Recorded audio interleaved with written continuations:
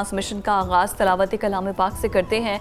आपका और हमारा साथ ये खूबसूरत साथ चलता रहा है पूरा महीना, और रमज़ानुल मुबारक में जैसे जैसे हम दुआएं मांगते थे कि अल्लाह ताला अपनी रहमतें बरकतें हम पर नाजिल फरमाए, हम पर नहीं बल्कि तमाम मुसलमानों पर नाजिल फरमाए, तो अल्लाह ताला ने जो है वो हमारी दुआएं यकीनी तौर पे कबूल की होंगी। बेशक अल्लाह ताला सुनने वाला, करीब होकर सुनने वाला है, करीब होकर सुनने वाला है। और उसके साथ साथ मैं ये कहना चाहूँगा कि बिल्कुल अब ये जो मेहमान हैं रुखसत होने को है, 1 या 2 दिन बाकी रह चुके हैं, या तो कल आखिरी रोज़ा होगा या फिर परसों आखिरी रोज़ा होगा। लेकिन मैं आप सबसे ये कहना चाहूँगा कि अगर हम अपने इस खूबसूरत मेहमान का सही तरह से शायद इस्तकबाल नहीं कर सके, उसको उस तरीके से खुशामदीद नहीं कर सके, तो कम अज़ कम इसको अलविदा इस अंदाज से किया जाए, और ये सोच के हमें अलविदा करना चाहिए। इसकी एक एक साथ से, इसके एक एक कीमती वक्त से, एक कीमती लम्हे से इससे हमें मुस्तफ़ीद होना चाहिए कि क्या पता हम सबको किसको मालूम है कि ये रमज़ान हमारी ज़िंदगी का आखिरी रमज़ान हो। तो यही सोचकर हमें इस मेहमान को, जो 1 या 2 दिन का मेहमान है, अलविदा कहना चाहिए कि ये हमारी ज़िंदगी में अगर है आज ये 1 या 2 दिन तक, इससे हम भरपूर मुस्तफ़ीद हों, इसकी रहमतों से, इसकी नेमतों से, इसकी बरक़ात से मुस्तफ़ीद हों। और उसके बाद फिर आगे ईद है। ईद पे भी हमें ये चाहिए कि हमें अल्लाह ताला के जो मखलूक है, जो खल्क़े खुदा है, ना सिर्फ हम खुद अब इन खुशियों में शामिल हों, बल्कि जो मुस्तहिक लोग हैं, मुल्की हालात हमारे सामने हैं, मुआशी हालात, सफ़ेद पोश तबका जो है पिस के रह गया, तो हमें अपने आसपास के लोगों का भी खुसूसी ख्याल रखना चाहिए। और ईद की नमाज़ पढ़ने से पहले मैं बार बार ये ताकीद करूँगी कि अपना फ़ितराना ज़रूर अदा कर दे, कि 2 किलो आटा जो है वो उसके बराबर की जो रकम है वो अदा करके फिर आप ईद की नमाज़ के अदायगी के लिए जा सकते हैं। ये हर मुसलमान पर फ़र्ज़ है जो भी अपने घर का निज़ाम चला रहा है। तो ज़कात और सदका तो हम वैसे भी सारा साल देते रहते हैं, लेकिन फ़ितराना ख़ास तौर पर मुख्तस किया गया है कि जो लोग भी, जो बेसाहिब हैसियत हैं, वो लोग फितराना अपने घर में जितने भी अफराद हैं उनको मिलाकर टोटल जो बनता है, फिर हर फर्द के हिस्से में 2 किलो का आटा है, तो उसकी कीमत अदा करके फिर आपने ईद की नमाज के लिए जाना है। उसका मकसद ये है कि वो तमाम लोग जो कि महरूम रह गए हैं ईद की खुशियों से और अभी तक ईद के कपड़े नहीं बना सके, तो शायद किसी के ज़रिए, किसी के ये फितराना अदा करने से किसी बच्चे के चेहरे पर खुशी आ जाए, किसी घर में राशन आ जाए, तो उन लोगों को, ईद का नाम ही है ना मिल बैठकर खुशियाँ बांटना, मतलब तो हमें ईद का खुशी बांटना है, तो फिर वो खुशियाँ बांटे और बांटने से बढ़ेंगे, और जो इनर सेटिस्फेक्शन होगी ना, दैट इज़ मैचलेस। हम अपने ट्रांसमिशन का बाकायदा आगाज़ करते हैं, हमारे मेहमानों के तारुफ से चलते हैं। ले जी, ईद आने वाली है, रोज़े रख रख कर हमारा जो डाइजेस्टिव सिस्टम है उसका एक अंदर अलग से ही निज़ाम चल पड़ा है, क्योंकि हमने पूरे 30 डेज तक सुबह और शाम जिस तरह दस्तरखान पे हाथ साफ किए ना, 14-15 घंटे के रोज़े के बाद फिर दस्तरखान पे जब तरह तरह के पकवान आते हैं ना, तो फिर डाइट भी साइड पे हो जाती है, जो आपकी प्लानिंग होती है वो भी साइड पर हो जाती है। लेकिन उसके बाद एकदम से डाइट जब खुलेगी और हम 3 टाइम के वापस खाने पर आएंगे, तो तब बड़ा मसला होता है। बड़े लोगों को जो है वो पेट खराब हो जाता है, और बड़े और तरह तरह के, पानी की डेफिशिएंसी इतनी ज़्यादा हुई होती है। तो हमने फिर आज इसी वजह से डॉक्टर फरजीन को, जो कि न्यूट्रिशनिस्ट है, उनको दावत दी है ताकि वो हमें बताएं कि हम अब क्या खाएं क्या ना खाएं। ईद आने वाली है, तो किस तरह हम बैक टू नॉर्मल किस तरह आए। और नाते रसूल मकबूल पेश करने के लिए मोहम्मद अहमद यासीन खान साहब हमारे साथ मौजूद होंगे, और इंतहाई खूबसूरत आवाज़ में वो आगे चल के हदिया नात भी पेश करेंगे। लेकिन मैं पहले डॉक्टर साहिबा आपकी तरफ आती हूँ, हम क्या करें? हमने कोशिश तो पूरी की, वैसे ऐसा हुआ नहीं है कि हम वेट को कम कर सके। 30 डेज़ हमने ये सोचा था कि हम अपनी, एक तो रोज़ा तो ख़ास तौर पर अल्लाह के लिए है, अल्लाह ताला के लिए हम रखते हैं, लेकिन फिर हेल्थ पे उसके बड़े ज़्यादा इफ़ेक्ट्स हैं, बड़े बेनिफिट्स हैं। और रोज़ा रख के हम अपने पूरे जिस्म को अंदर से साफ़ करते हैं, एक क्लीनिंग प्रोसेस सारे महीने चलता है। तो हमने फिर भी क्लीनिंग प्रोसेस में थोड़े से समोसे भी खा लिए, थोड़े से पकोड़े भी खा लिए, थोड़े से नहीं, बहुत ज़्यादा थोड़े से नगेट्स भी खा लिए, मतलब डेली थोड़ा थोड़ा करके बहुत कुछ खा लिया हमने। तो क्या करें हम ईद तक? अच्छा, ऐसा है कि एक तो बुलाने का शुक्रिया, और बिस्मिल्लाहिर्रहमानिर्रहीम। जैसे कि अभी ये फरमा रहे थे कि 2 दिन के या 1 दिन का रोज़ा रह गया है, तो इसमें हमने, मेरे जैसे बहुत सारे क्लाइंट्स मेरे पास जो रिकॉल करते हैं, उन्होंने बड़ा अच्छे तरीके से, एहसन तरीके से, एक तो स्पिरिचुअल जो इसके गेंस हैं वो तो हमने इंशाल्लाह अल्लाह ताला, जैसे अभी आपने फरमाया कि अल्लाह ताला जो है वो हमारी दुआएं कबूल फरमाएं, आमीन। लेकिन उसके अलावा जो रोज़ा रखने का, अल्लाह ताला को हमारी भूख प्यास से तो कोई सरोकार नहीं है, गर्ज नहीं है, उन्हें तो ये है कि हमारी फ़िटनेस हो जाए बॉडी की। तो जैसे कि अभी आपने कहा कि पकौड़े जो हम कभी भी नहीं खाते, मतलब कभी बारिश हो जाए गलती से तो उस वक्त खा लेते हैं, इस दफ़ा दबा के लोगों ने खाए। लेकिन कुछ लोग ऐसे भी हैं जिन्होंने सही तरीके से इसका माह रमज़ान का फ़ायदा उठाया और उनके फैट्स भी कम हुए हैं। अब बात यह है कि हमारा जो मेडिकल फ़ायदा है, साइंटिफिक फ़ायदा है रमज़ान का, नंबर 1 है। अलवी ने बड़ा वेट लूज़ किया है। इसके बारे में मैं कुछ नहीं कह सकती लेकिन ये है कि उनको देख के बड़ी खुशी हुई है। हाँ, मुझे हमारे जो कोऑर्डिनेटर है ना अशफाक अलवी साहब, मैं उनको मैं अशफाक तुम्हारा पेट अंदर जा रहा है, क्या खा रही हो? कहता नहीं, Ashfaq has done a good job. तो वो यही है कि फैट्स जो है वो मेजरली जिगर से आती है, लिवर से। फैट्स का मोबिलाइज होना और क्लेंस होना, यानी ऐसे कि बॉडी अंदर से नहा जाए। और अगले 11 महीनों के लिए अल्लाह ताला सबको ज़िंदगी सेहत दें, जो इस साल के 11 महीने अगले रमज़ान तक के, उनके लिए आपने अपनी बॉडी को प्रिपेयर किया है कि उसको किक स्टार्ट दिया आपने। अब जब रमज़ान में 2-3 चीज़ें हैं, एक तो पहली चीज़ है हमने रमज़ान के बाद पोर्शन कंट्रोल देखना है कि क्या हम जो भर के प्लेट खाते थे अब वो खा पाएंगे कि नहीं, क्योंकि 15 घंटे का तो रोज़ा आप कोई नहीं रखेगा। अब जाहिर है एक लंच होएगा, एक ब्रेकफास्ट होएगा, एक लंच होएगा, दरमियान में छोटी-छोटी शिफ्टें भी लगती रहती हैं और दरमियान में छोटी-छोटी शिफ्टें, और वो शिफ्ट भी समोसे की लगती है जो कि पूरा एक मील है। ठीक है ना, पूरा अपनी ज़ात में एक मील है। हाँ बिल्कुल।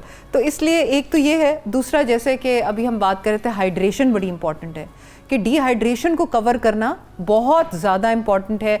अपने इलेक्ट्रोलाइट्स को सही ठिकाने पर लाना इम्पॉर्टेंट है। और तीसरी एक चीज़ जो वेट में और हेल्थ में बहुत बड़ा काम करती है, नींद का। नींद, बिल्कुल। क्योंकि ये हमने मिडिल ऑफ द नाइट में उठ के सहर किया और उसके बाद फिर आप सोते हैं, एक टूटी हुई नींद चलती रही है। तो कई लोग बहुत सुबह भी उठ जाते रहे हैं, कई लोग देर से उठते रहे हैं। तो एक जो टाइम साइकिल है ना, जो कि हमारी हेल्थ की मेंटेनेंस के लिए बड़ा इम्पोर्टेंट है, उस टाइम साइकिल को भी आप अब मेंटेन करें। अच्छा, हम बड़े लकी हैं कि हमने वैसे ही मॉर्निंग शो करना होगा तो हमें ऑटोमेटिकली रात की नींद देनी होगी और सुबह को उठना होगा, लेकिन ये साइकिल बड़ा मुश्किल है। मतलब इसको ये वैसे बड़ा अच्छा आपने हाईलाइट किया कि यूजुअली है ये कि हम सहरी करके ही सोते हैं, उसके बाद सारा दिन सोते रहे और फिर उसके बाद यहाँ आने से पहले कुछ टाइम ज़ोहर की नमाज के टाइम यूजुअली सभी उठते हैं, ज़ोहर की अजान के साथ ही फजर की नमाज़ पढ़ के सो जाते हैं। अब वापस उसको लेकर जाना रात की नींद पे बड़ा मुश्किल है। ये बड़ा मुश्किल बात यह है कि ये सिर्फ 3-4 दिन की बात है ना, जो आपकी छुट्टियों के दिन होंगे ईद के, और उसके दरमियान हम सब लोगों को टाइम मिल जाता है कि हम अपनी टाइम साइकिल्स को सही करें, रूटीन में आ जाएं।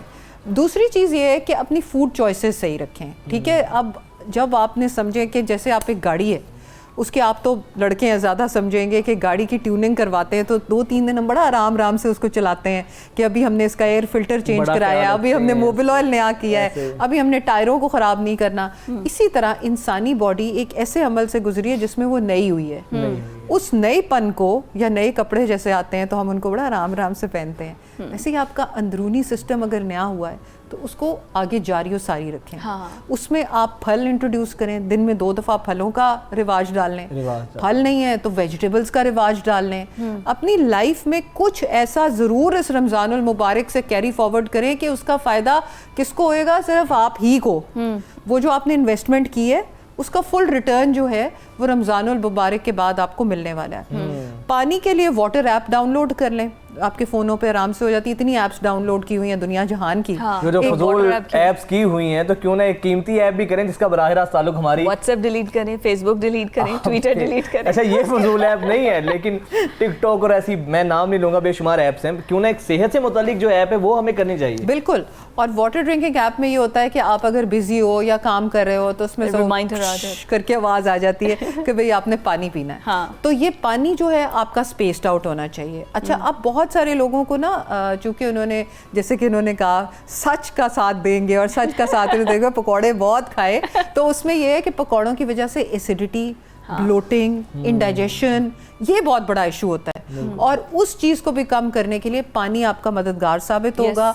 अब आपको इनसिक्योरिटी नहीं है कि अभी सारा कुछ खा लो जो कुछ खाना है। अच्छा, एक बेवकूफ़ी हम ये करते हैं कि हम अगर दिन में 8 गिलास पानी पी रहे हैं ना, हम 4 एक ही टाइम पर पी लेते हैं और उसके बाद ऐसे लगता है कि आप वॉक भी नहीं कर सकते। ये हम बस अभी पानी पी लिया, जो ये शहरी में होता रहा है ना, लोगों को सजदा करना मुश्किल हो जाता था कि इतना पानी पी लेते थे जिसका फ़ायदा कोई नहीं होता, क्योंकि वो आधे घंटे में यूरिनेशन के थ्रू निकल जाता है। तो बात ये कि स्पेस आउट करें ले, और जो चाय कॉफ़ी और जो जूसेस थे उनको प्लीज़ ज़रा साइड पे कर दें, इसलिए क्योंकि वो तो इसलिए हमने पिया ना कि सुबह के वक्त पीते थे खाना हजम हो जाए, रात के आप हमारी सारी कीमती चीजें साइड पे करवाती जा रही हैं। मैं ये बता रही हूँ, लेकिन डॉक्टर आज साहिबा पहले भी आई थी, वो कॉफी और चाय को हमें कह गई थी कि परहेज करें। कीमती चीजें जो होती है ना, कीमती चीज आप खुद हैं। ये कीमती चीजें बाद में बहुत महंगी भी पड़ती हैं आपको। डॉक्टर साहिबा से हमारी सेहत से मुताल्लिक गुफ्तगू जारी है, हम हाजिर होते हैं एक ब्रेक के बाद।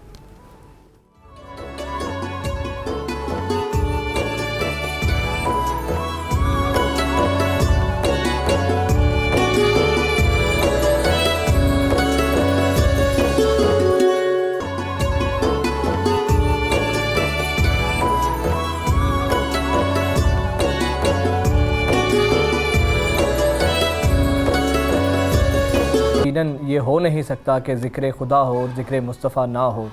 डॉक्टर साहिबा आपकी जानिब बढ़ेंगे दोबारा। अब रीस्केजुअल कैसे करना है? ये जो हमने पूरा रमज़ान हाथ साफ़ किए हैं पकौड़ों पर, समोसों पर, और फिर क्या कुछ नहीं खाया हमने कि 15 घंटे का रोज़ा है और उसके बाद जैसे पिल पड़ते हैं। हमने नहीं खाया इतना कुछ। हाँ, मेरे साथी मुझे पता है, किचन गवाह है, ये वीडियोस में मौजूद है मनाजिर। बिलअमूम सब लोगों ने ही इसी तरह किया होता है, रूटीन से हटकर ज़रा हम खाते हैं। रूटीन में दोबारा आने के लिए अब हमें क्या करना है? देखिए, पहली बात तो ये कि अहमद ने बहुत अच्छी नात पढ़ी है, बहुत ही सोज है इनकी आवाज़ में, और जज़ाकल्लाह, बहुत अच्छा आपने। अच्छा, ही इज सो यंग, और इस तरह से यंगस्टर्स का नातिया कलाम में आवाज़ में बेस होना इतनी। ये एफए कर रहे हैं आप, इंटर के स्टूडेंट, आप एफएससी कर रहे हैं, मतलब इंटर के स्टूडेंट है ना, तो वाकई बहुत बड़ी बात है। एग्जैक्टली, इस वजह से मैंने कहा ये तो अच्छी बात है, हमारी यूथ मतलब इस तरह से नातिया कलाम जो है वो पेश कर रही है। बिल्कुल जी, वापस हम उसी गुफ्तगू उसी डगर पे चलते हैं कि रमज़ान ख़त्म होने का मकसद ये नहीं होता कि यटी गटी करके इंसान कहे कि चलो जी शुक्र है ताले खुल गए हैं, अब हम जाके खाने खा सकते हैं। बात यह है कि वही नज़्म ज़ब्त हमने अपनी लाइफ में उसको कैरी फॉरवर्ड करना है। ये जो एक महीने की स्कूलिंग हुई थी, ये इसलिए हुई है कि आगे सिलेबस चलता रहेगा। तो उसमें आप जैसे कह रहे थे कि कैसे वक्त पे लेके आए, ईद का दिन ही आपको वक्त पे ले आता है, to tell you the truth, क्योंकि जब आप सुबह उठते हो अगले दिन उठ के आप जल्दी नमाज़ पढ़नी है, नमाज के बाद आपके मेहमानों की आमद शुरू हो जाती है, नाश्ते पे इनवाइटेड होते हो, रिश्तेदार आपस में नाश्ते पे इकट्ठे होते हैं, तो वो दिन आपको वो ये नहीं है कि आपने एक ट्रांजिशन करना है। क्या चीज़? सवैया खाने के लिए सब इकट्ठे होते हैं। फिजा को सवैया कहते हैं, कितनी खुशी हुई है वैसे। सवैया आप मीठा खा सकती हैं फिजा। नहीं, अभी हमने मीठा रोका हुआ है। मीठा नहीं खुलेगा, शैतान खुलेगा, मीठा खाना पड़ेगा। अभी हम मीठा रोक के बैठे हुए हैं कि हमारी डाइट अच्छी रह जाए। अगर हमने मीठा रोका, तो अच्छी बात है कि फिजा ने अभी तक रोका हुआ है, लेकिन कई लोग रमजान में भी नहीं रोके हुए, नहीं रोकते। एनीवे, सो हम बात कर रहे थे कि ईद का दिन ही आपको काफ़ी कुछ समझा जाता है, खाना होता है, उसके बाद डिनर होता है, और फिर अगली जो आपकी ईद की रात है ना, उस दिन कोशिश करें कि अब आप ज़रा जो ईद वाला एक जोश जज्बा है पहले दिन, उसके बाद रात को कोशिश करें कि जल्दी सोने की आदत डालें। मसलन ये कि हमें आदत अब ये पड़ चुकी हुई है कि हम कह रहे थे कि चलो जी सैरी करके सोते हैं, 4 बजे 4:20 तक सैरी ख़त्म हो जाती थी, सारा करते थे। तो अब ये है कि अब आप कोशिश करें कि 11 बजे आप कोई, मैं तो अक्सर पेशेंट्स को कहती हूँ कि आप कोई नींद की आधी गोली ले लें, जो है, ताकि आपका जो एक सिस्टम है। अब रीस्केजुअल कैसे करना है? ये जो हमने पूरा रमज़ान हाथ साफ़ किए हैं पकौड़ों पर, समोसों पर, और फिर क्या कुछ नहीं खाया हमने कि 15 घंटे का रोज़ा है और उसके बाद जैसे पिल पड़ते हैं। हमने नहीं खाया इतना कुछ। हाँ, मेरे साथी मुझे पता है, किचन गवाह है, ये वीडियोस में मौजूद है मनाजिर। बिलअमूम सब लोगों ने ही इसी तरह किया होता है, रूटीन से हटकर ज़रा हम खाते हैं। रूटीन में दोबारा आने के लिए अब हमें क्या करना है? देखिए, पहली बात तो ये कि अहमद ने बहुत अच्छी नात पढ़ी है, बहुत ही सोज है इनकी आवाज़ में, और जज़ाकल्लाह, बहुत अच्छा आपने। अच्छा, ही इज सो यंग, और इस तरह से यंगस्टर्स का नातिया कलाम में आवाज़ में बेस होना इतनी। ये एफए कर रहे हैं आप, इंटर के स्टूडेंट, आप एफएससी कर रहे हैं, मतलब इंटर के स्टूडेंट है ना, तो वाकई बहुत बड़ी बात है। एग्जैक्टली, इस वजह से मैंने कहा ये तो अच्छी बात है, हमारी यूथ मतलब इस तरह से नातिया कलाम जो है वो पेश कर रही है। बिल्कुल जी, वापस हम उसी गुफ्तगू उसी डगर पे चलते हैं कि रमज़ान ख़त्म होने का मकसद ये नहीं होता कि यटी गटी करके इंसान कहे कि चलो जी शुक्र है ताले खुल गए हैं, अब हम जाके खाने खा सकते हैं। बात यह है कि वही नज़्म ज़ब्त हमने अपनी लाइफ में उसको कैरी फॉरवर्ड करना है। ये जो एक महीने की स्कूलिंग हुई थी, ये इसलिए हुई है कि आगे सिलेबस चलता रहेगा। तो उसमें आप जैसे कह रहे थे कि कैसे वक्त पे लेके आए, ईद का दिन ही आपको वक्त पे ले आता है, to tell you the truth, क्योंकि जब आप सुबह उठते हो अगले दिन उठ के आप जल्दी नमाज़ पढ़नी है, नमाज के बाद आपके मेहमानों की आमद शुरू हो जाती है, नाश्ते पे इनवाइटेड होते हो, रिश्तेदार आपस में नाश्ते पे इकट्ठे होते हैं, तो वो दिन आपको एक वो ये नहीं है कि आपने एक ट्रांजिशन करना है। क्या चीज़? सवैया खाने के लिए सब इकट्ठे होते हैं। फिजा को सवैया कहते हैं, कितनी खुशी हुई है वैसे। सवैया आप अभी भी खा सकती हैं फिजा। नहीं, अभी हमने मीठा रोका हुआ है। मीठा नहीं खुलेगा, शैतान खुलेगा, मीठा खाना पड़ेगा। अभी हम मीठा रोक के बैठे हुए हैं कि हमारी डाइट अच्छी रह जाए। अगर हमने मीठा रोका, अच्छी बात है कि फिजा ने अभी तक रोका हुआ है, लेकिन कई लोग रमजान में भी नहीं रोके हुए, नहीं रोकते। एनीवे, सो हम बात कर रहे थे कि ईद का दिन ही आपको काफ़ी कुछ समझा जाता है, खाना होता है, उसके बाद डिनर होता है, और फिर अगले जो आपकी ईद की रात है ना, उस दिन को अब आप ज़रा जो ईद वाला एक जोश जज्बा है पहले दिन, उसके बाद रात को कोशिश करें कि जल्दी सोने की आदत डालें। मसलन ये कि हमें आदत अब ये पड़ चुकी हुई है कि हम कह रहे थे कि चलो जी सैरी करके सोते हैं, 4 बजे 4:20 तक सैरी ख़त्म हो जाती थी, सारा करते थे। तो अब ये है कि अब आप कोशिश करें कि 11 बजे आप कोई, मैं तो अक्सर पेशेंट्स को कहती हूँ कि आप कोई नींद की आधी गोली ले लें, जो है, ताकि आपका जो एक सिस्टम है।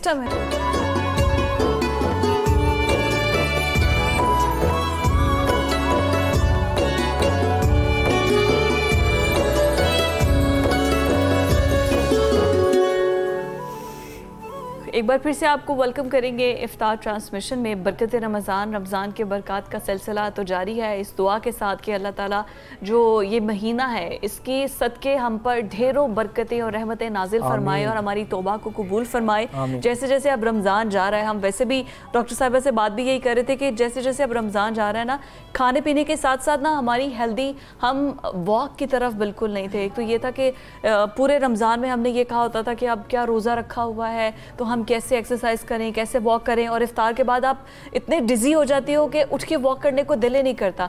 तो साथ साथ एक्सरसाइज की रूटीन भी बताएं कि उसको किस तरह से मैनेज, बैक टू एक्सरसाइज कैसे आए। बिल्कुल ठीक है। पहले तो मैं इनके सवाल का जवाब दे दूं। इन्होंने बुफे की एक आह बुलंद की थी कि वहाँ पे वाकई बुफे पे एक जलगार होती है, लगता है जंग हो रही है। मैंने देखा है कि लस्सी के साथ लोग जूस पी रहे हैं, उसके बाद फिर चाय आ गई, चाय पी रहे हैं, कहते ज्यादा खा लिया, ग्रीन टी मंगवा लें। और उसके बाद पेट को कहते हैं कि पता नहीं क्या हुआ है, पेट तो सही बिहेव नहीं कर रहा। सबसे गंदा बर्तन हो रही है, ये नहीं देखते कि सबसे गंदा बर्तन स्टमक है, आपका पेट है, कि जिसमें कुछ भी डालते जाओ। ये तब है जब आप इसको गंदा बर्तन बना लें, वरना तो ये साफ शफाफ एक बर्तन है और इसकी जो है it deserves to be that way. तो उसमें ये होता है कि जो लोग बुफे पे जाते हैं, बुफे खाने का भी एक सर्टेन तरीका होता है। वो ये होता है कि आप देखते होंगे कि कुछ लोग इफ्तार के ऊपर, इफ्तार के एक डिफरेंट डिशेस होती हैं, मसलन दही भरे हो गए, कबाब हो गया, साथ में वो समोसा जात वगैरह हो गए। तो उसमें ये होता है, तरीका जो मैं आपको बता सकती हूँ वो ये है कि खजूर लें, खजूर के साथ आप पानी पिएं, या दूध का ग्लास, या वो जो अक्सर लाल शरबत वाला के साथ दूध मिला होता है, आप वो लें, और उसके बाद एक चीज़ कोई खा के उसके बाद नमाज पढ़ें। जब आप नमाज का वक्फा दे लेते हो ना, तो मैंने एक पहले भी प्रोग्राम में आपको बताया था कि 20 मिनट लगते हैं स्टमक को रिकग्नाइज करते हैं कि मेरे में खाना आ गया है। वो टाइम उसी में गुजर जाता है, और वो जो जिसको वो लफ्ज़ है ना, हमारा बड़ा प्यारा लफ्ज़ हाबड़ा, वो हाबड़ा कंट्रोल होता है। उसके बाद आप बुफे की प्लेटिंग होती है, जो लोग सही बुफे के साथ का सही जो उसका बेनिफिट लेना चाहते हैं, वो प्लेटिंग ऐसे करते हैं कि अपनी प्लेट को 4-5 हिस्सों में डिवाइड करते हैं। एक में नान हो गया, चावल हो गए, एक में दही और दही से बनी हुई अशिया हो गई, एक में गोश्त हो गया, और एक में कोई मज़े का सैलेड आप डाल लें, या दाल या सब्जी या जो भी वहाँ पे सर्व होता है। एक दफ़ा प्लेट भर लें ताकि आपको पता लगे कि आपने कितना खाना है, और उसको फिर रीफिल ना करें। ये इसका तरीका होता है बुफे का खाने का। बाकी अब जो आपके मन में आए आप करें, लेकिन हमारा प्रोग्राम में बताने का यही मकसद है। तो उनका और होता पैसे है कि पूरे करने के चक्कर में अपनी सेहत का जो है ना हम नुकसान कर बैठते हैं। ये बिल्कुल आप सही कह रहे हो कि पैसे पूरे करने वाला कॉन्सेप्ट मुझे आज तक समझ नहीं आया कि आप अपना सत्यानाश मार देते। मैं आपको एक बात बताऊं, हमारे हॉस्पिटल्स में इस वक्त रमज़ानुल मुबारक में जो है दिल के अमराज के पेशेंट्स इमरजेंसी में सबसे ज़्यादा होते हैं। अब उसकी वजह क्या है कि एक तो दिल कमज़ोर, और ऊपर से इतना ज़्यादा खा लिया कि दिल पे ही प्रॉब्लम आ गई, बोझ आ गया ना। ठीक है ना। इसी तरह बाद अज़ रमज़ान यूरिक एसिड के मसले हो जाते हैं। जिससे लोगों को गैंठिए की शिकायत ज़्यादा हो जाती है, क्योंकि प्रोटीन इतनी खाई होती है। जैसे बुफे में लोग प्रोटीन ही खाते हैं, आपने नोट किया होगा कि गोश्त आ गया, चलो जी खा लें अब, तो वो गोश्त जो है वो यूरिक एसिड को बढ़ा देती है। इसी तरह ब्लड प्रेशर का सारा, तो जैसे आप अभी कह रही हो ना कि वॉक प्री मील करनी चाहिए, कि कोई भी खाना खाने लगे उससे पहले आप आधा घंटा वॉक कर लें, या इसमें स्टेप काउंटर लगा लें। स्टेप काउंटर आपको 6000 स्टेप, 3000 स्टेप, 10,000 स्टेप आपने जितने करने आप दिन के पूरे करें चल के। वो ये नहीं सारे दिन में जो किए हैं, जो चल के आपने बॉडी को मैसेज दिया है। तो उसके साथ साथ आप अपनी दवाइयों की तरफ भी वापस आएँ, उनका वही स्केड्यूल फॉलो करें। जिन लोगों को डायबिटीज़ है, जिन लोगों को high blood pressure, uric acid, बीमार हैं, वो अपना वापस दवाइयों को कंट्रोल में लाएं, डाइट को कंट्रोल में लाएं। अब अगर अब रमज़ान में हमने नहीं किया सही तरीके से, तो मे बी ये एक लेसन है कि हमने आगे जाके उसको सही तरीके से देखना है। तो ये वो टाइम है जब आप अपनी फुल करेक्शन कर और मेरा ख्याल है हम अपनी इन्हीं गफलत और लापरवाहियों से, ज़्यादा ओवर ईटिंग की वजह से इस रहमत के महीने को भी अपने ऊपर जहमत बना देते हैं। बिल्कुल, हेल्थ इश्यूज कितने हमें फेस करने पड़ते हैं। 100% बात की है, 100% बात की है। की वजह से हमारा पेट निकल आता है। और पेट के प्रॉब्लम्स, पेट के प्रॉब्लम्स, जुमला अमराज कहते हैं कि जो पेट है ना वो तमाम बीमारियों की आमाजगाह है। Mother of all diseases is your stomach, and that is again कि आपने उसको ट्रीट कैसे किया। यस, ये वही ट्रीटमेंट है जो आपने पहले की, और बाद में आप फिर ब्लेम करते हैं कि ओहो हमारा तो HbA1c छत फाड़ के निकल गया, हमारा तो यूरिक एसिड, सांस चढ़ रहा है, खांसी हो रही है। एसिडिटी से खांसी भी हो रही है लोगों को, बाय द वे, एसिडिटी से, और वो कॉफ सिरप्स पी रहे हैं, उससे तो नहीं है। ये तो जब तक एसिडिटी को आप नहीं करेंगे सही, तब तक नहीं सही होएगा। उसको ट्रीट करने का यही बात है ना कि आपने मुतदल खाना है, परहेज रख के खाना है, ना तो ऐसे खाना है कि जैसे दोबारा तो हमें खाना मिलना ही नहीं है। इस तरह टूट पड़ते हैं कि जैसे पता नहीं ये मनोसलवा उतरा है और उसके बाद कल हमें खाने को नहीं मिलेगा। तो ये सूरत हाल है। खैर डॉक्टर साहिबा, बहुत शुक्रिया आपके वक्त के लिए। Thank you so much for coming and thank you so much. एक लास्ट बात, यस, घर का खाना खाएं, हाउ स्वीट। प्लीज बाहर का ना खाएं, बाहर के मसाले, बाहर के नमक वगैरह, उनसे परहेज करें। घर का कोई भी ऑयली वाली हड्डियां भी होगी ना, तो मैं कहूँगी कि वो बेहतर है बाहर के गंदे तेल में बनी हुई से। Thank you so much for your time, और हम लोगों को बताया कि भाई इंसान के बच्चे बन जाओ और ठीक तरीके से खाना खाओ। ठीक तरीके से खाना। उम्मीद है कि डॉक्टर साहिबा की नसीहतों पर आप और हम मिलकर सब अमल भी करेंगे।